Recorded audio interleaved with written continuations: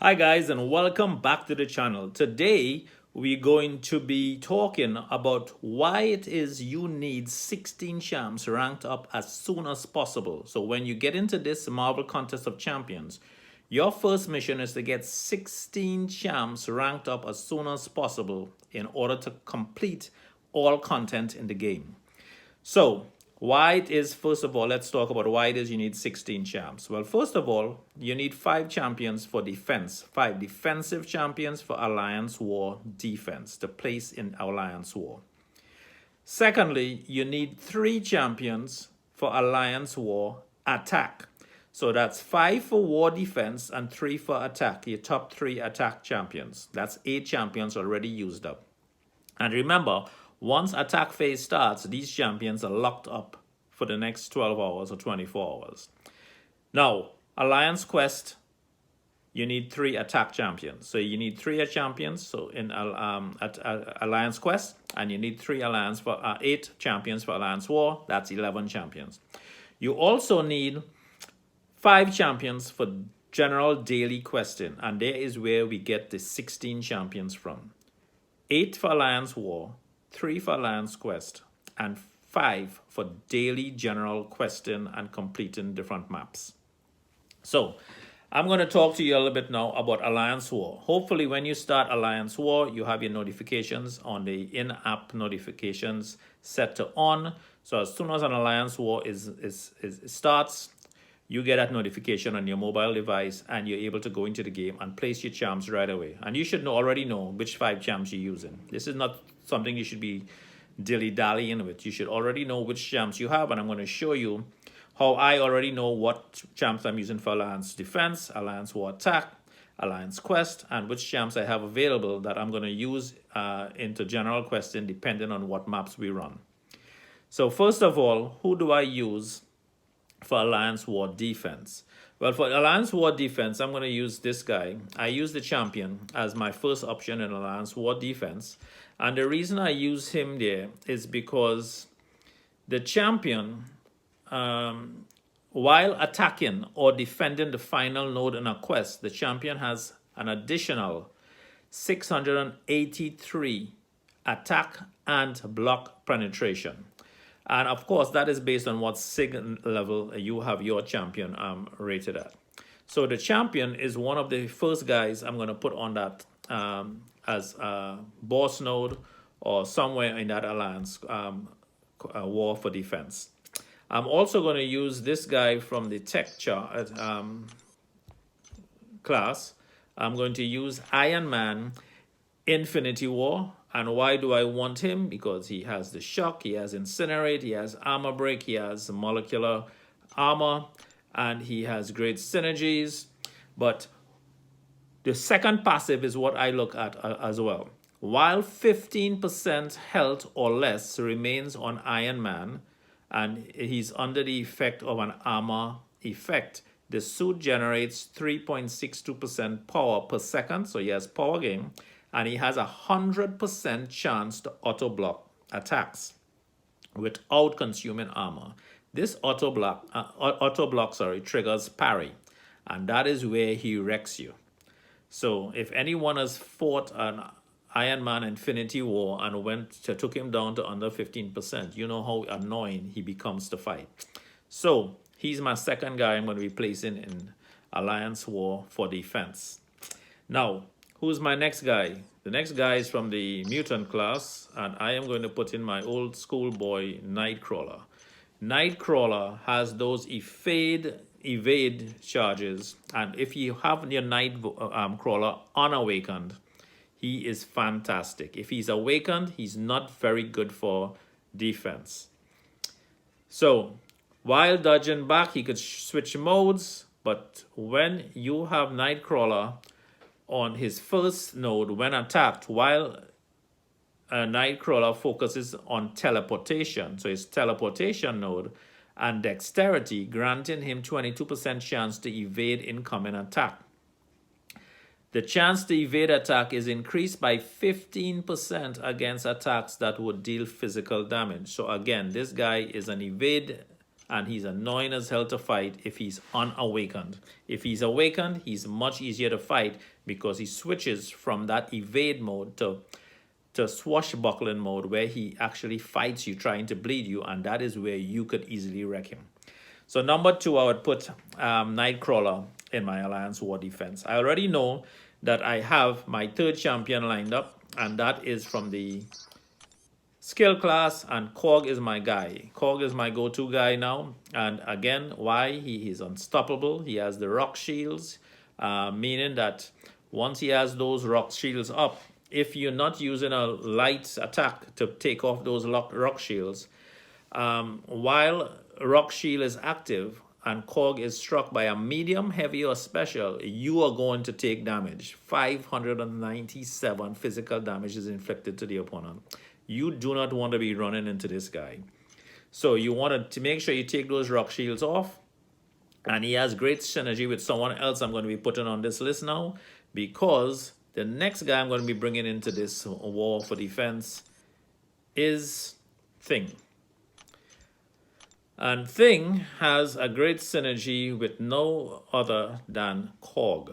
Thing Fury effects generated from removing rock stacks are 33% more effective, and Korg starts the fight with 2 additional rock shield charges, meaning that you have to give him an additional 2 light hits to get rid of those charges, or he is going to wreck you all day long. So Thing is my guy for the 5th guy. So I have the champion, I have Iron Man Infinity War, I have Nightcrawler, I have Korg, I have Thing, and I have this guy as well as an option, MODOK. MODOK is annoying as hell to fight, as we all know. He bleeds you, incinerates, he has a force field up most of the time. You have to know how to disable that force field, and that's for a different video. But you guys need to know how to take this guy out. So he's great for defense. Even today, he wrecks a lot of champions in the game. Now let's move into Alliance War for attack. For Alliance War attack, I use my top ranked attack members. And number 1, the beast himself, Hyperion. He needs no other synergies to be effective. He has that fury that he keeps building on his heavy attack. On his, his heavies generates fury. He has that SP1 that does the incinerate. He also stuns and has a chance to stun on the SP2. And he armor breaks the champions as well. So if you have a champ that is bleed immune, well, the incinerate works great. If they bleed immune, if they incinerate immune, well, this guy hits very hard. His SP3 does a lot of damage. He has regeneration on that SP3 when he has those 3 cosmic charges and you dash back and hold it. So he regenerates as well, but he does a lot of damage as well. He does a lot of damage in the game. So you want to bring Hyperion into the game. Well, I have Hyperion. Of course, you're going to be bringing your best 3 attackers based on the list of champions you have on your list. The second guy I have is MEPHISTO. He is just poison immune. He incinerates. He has that most important soul imprisonment at the start of the fight, which is fantastic. So his passive is MEPHISTO's imprisonments, imprisons the opponent's soul at the start of the fight, reducing their chance to activate buffs by 100% for 15 seconds. The beauty of this is you could also reapply that soul imprisonment by SP1.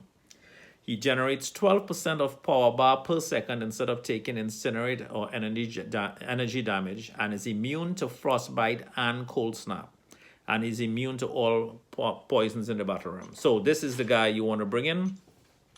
Plus, he regenerates almost 100% of his health if he has those persistency charges, and he gets a knockout blow. He just comes right back. So the third guy I'm going to be bringing into the attack is not Star-Lord. It is going to be someone from the science class, which is Void. And Void has the direct damage, intimidating presence. He has incinerate immunity, and he just Fear of the Void takes you out of the game all day long. So what he does is he just has different buffs on you. Agility debuff reduces ability, accuracy, or evade and dexterity by 30%. He also has Fatigue, where he reduces your critical rating. He also has Petrify. This is what takes out your regeneration, reduces the opponent's regeneration and power gain. So if you're up against someone like a Hyperion, he's great for that by a flat 50%. So if you have 2 debuffs, it's 100% stop of power gain, and he actually starts reversing because of the Petrify debuff, reversing that healing. So those are my 3 guys for Alliance War attack. Alliance War, let's do now Alliance Question. For Question, because there's a lot of champions in the game where we do we're dealing with robots now in the quest that we do. We want to bring in Medusa. Medusa is my first champion for Alliance War, Alliance Quest. She's poison immune. She does a lot of bleed. She has a lot of shatter, armor shatter, and stuff like that. She disables the robots. And because I use her, the second champ that I bring into the game is from the science class, which is Human Torch. And I'm going to tell you why I bring him in. It is because he has the synergy with Medusa for 5% power gain. All champions gain 5% power gain. So again, a great champion to bring into it. He has that pre-flight ability, and he has those smaller charges and everything else, and the incinerates are just insane. He does a lot of damage, and he could wreck a lot of champions instantly. We have 3 options for the third class of people that we're going to be bringing to the game. We're going to be either bringing in, either depends on what we're doing with the Alliance Quest, Colossus, because he's a beast of a champion since he has that rework and they rebuffed him. Below bleed immunity has that armor. He has the stun, and he has unblockable SP2. So he is a great champion for Alliance Quest. We could bring in this guy because I have him ranked up and he has a lot of regeneration, insane amount of regeneration as well. Probably the 2nd or 3rd best regenerator in the game. And this is Doctor Strange. Plus he has that Fate Seal. So he is very, very good for Alliance War Quest. And my last and final champion, I'm going to give you 5, but I'm obviously going to use 3. And my 5th option for it is ICEMAN. ICEMAN has that organic ice. He has that frostbite. He has cold snap. He starts the fight if it's awakening with that cold snaps, and he starts degenerating those champions. He has some great immunities with some of the people on for question and stuff, other question. But he is a great champion to bring into the Alliance Quest. For attack, because he could do a lot of damage without even having to touch you. He just fires off that cold snap and you're good to go. So let's just talk about general question for a second. So for general question, the first guy I'm going to bring in is Nick Fury. And why do I want to bring Nick Fury? Well, it's not because he's fantastic for attack and doing a lot of damage, but it's because of the synergies. He has a lot of synergies, so you could bring 4 more members from anywhere. You don't have to have him synergize with anyone, but you need Nick Fury alive to have that extra 10% attack them for most champions. So you want to have him in the game. And as a last resort, if he's still alive and you all wrecked with the other 4 champions, he could actually take out any boss in the game right now. So Nick Fury is my first champion on Alliance War General Question. My second champion is the guy that hits like a truck. Does not have to depend on bleed. If they're immune to bleed, they're immune to incinerate, they're immune to all immunities, you don't care, because this guy is just going to beat them down with raw power and strength. Plus he has his element gun. His SP2 has element guns with fire. It breaks the armor, so you have an armor break. Air shocks the opponent, so you deal a lot of damage, 4,000 plus damage. With shock over 6 seconds. He has water, drains or takes away the power drain of the opponent. So he takes away 50% of the opponent's max power. So that's a great power drain. So that could pretty much tank some SP3s if they had full, almost at an SP3. You could just drain their power. Very handy. And Earth, which heal blocks the champion for anyone with regeneration. Of course, you don't know what you're going to get, but I keep saying, I don't care who and what element gun fires out. I don't care what effect it fires out. It's going to do a huge amount of damage either way. Plus, once you keep your hit combo on Star-Lord, he just keeps hitting harder and harder. And I used to think it was 200 hits, but one of the team members just brought to my attention, as blows are exchanged, Star-Lord familiarizes with opponent's techniques, increases attack by 90 for each hit on the combo meter to a maximum of 400 hits now. It's not 200 hits as it was before, it's 400 hits. Star-Lord gains block proficiency for every hit that the opponent lands on his hit combo. So he gets better at defense and he gets better at offense. There's no better champ to bring into the game than Star-Lord. Now for general question again, the next guy in line is because of synergies again. And Captain America is just an synergy beast. But what I like him for most of all is he is just as good as Void. If you look at his passives, he works with every class to do something different. But the one I love the most is the last one on the list, which is called the Tech. Anytime there's a Tech champion on his team, is a 44% chance on a well-timed block to place a 25% petrify debuff on the opponent, and that reduces and reverses their regeneration. So again, Captain America Infinity War is an absolute beast in the game when it comes to those synergies. So I'm going to put him in as number 3. Number 4, we're going to go with Stark Enhanced Spider-Man because of the obvious evades. You take very little damage, so anyone firing off stuff at you, you're going to be evading it. You're going to have those poise builds up so you could hit harder. You have that stun on SP1, and then you have that shock on SP2 that wrecks a lot of damage. And then he has great synergies, none of which I'm going to be using because I'm going to be bringing this guy in as the 5th champion in the game to synergize with Stark Enhanced Spidey, and that's Green Goblin, where he gets an extra 15% on that pumpkin bomb damage, and Spider-Man gets a 15% increase to his power generation. So again, great amount of damage and synergy, and a Green Goblin can take a hit, regenerates most of the damage taken, so he has a huge health pool. Now, here's my backup team. So that's 5, and I'm going to just give you 5 more as a backup. Obviously, the man, the beast himself, Corvus. You got to mention him because he can take out most content, so I'm going to bring him into the game. I don't have him as a rank 5, but he is the backup based on different map lanes and parts and what it is you need. I'm also going to bring in, sometimes you want to bring in, let's see, I want to just take this over and put Tech in there. You might want to bring in somebody like a Vision. Vision is going to be very good in the game. If you're on a part where you need someone that is to be bleed immune, and he does a lot of power control as well, so I'm going to mention him. I'm going to mention that you need to have ranked up, if you don't have him, Blade. Blade does a lot of damage in the game. He has that synergy with Spider-Man. So you have Blade, Spider-Man.